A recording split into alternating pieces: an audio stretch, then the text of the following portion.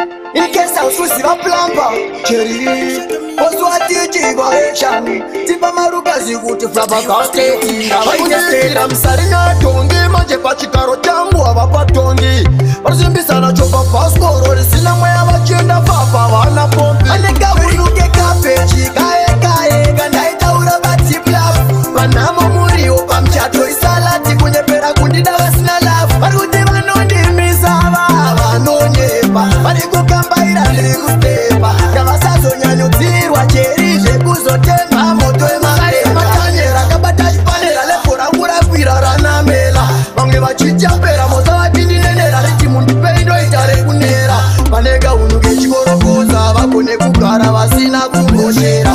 Majendiri pafranti siti zvese vari kumashure kunditevera. Vanega unuke kapechi kae kandaita urabati plafu. Panamo muri opa mchato isalati kunyepera kundida vasina lafu. Varikuti vanondimisava vanonyepa. Varikukambaira likustepa. Ngavasazonyanyudzirwa cherije kuzotemba moto emapepa. Repete vabva vafananidza nzo unepete. Varifunga kuti pamwe nina ndivakete. Mirandizviimbire ndirekete.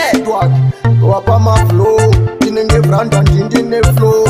Komipopa ndine masko. Varikufunga kuti vangzvirilo izvozvivaya. Aneka unuke kapechi kae kandaita urabati plafu. Panamo muri opa mchato isalati kunyepera kundida vasina lafu. Varikuti vanondimisava vanonyepa. Varikukambaira likustepa. Ngavasazonyanyudzirwa cherije kuzotenga moto emarema. Matanyera kabata chipanera lepora kurakwira ranamela. Vamwe vachichapera moza vatindi nenera riti mundi peindo itare kunera.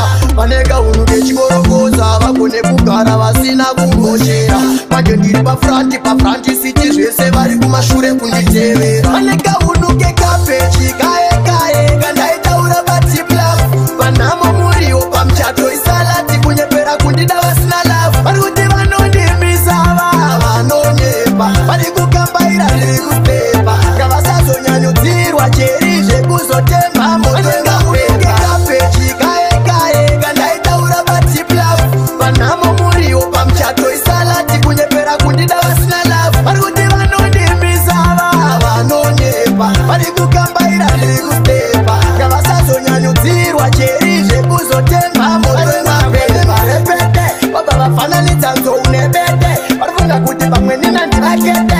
Mirandizviimbire ndirekete. Wapa maflow ndinenge branda ndine flow. Komipopa ndine masko. Varikufunga kuti vangzvirilo izvozvivaya. Aneka unuke kapechi kae kandaita urabati plafu. Panamo muri opa mchato isalati kunyepera kundida vasina lafu. Varikuti vanondimisava vanonyepa. Varikukambaira likustepa. Ngavasazonyanyudzirwa cherije kuzotemba moto emarema. Matanyera kabata chipanera lepora kurakwira ranamela.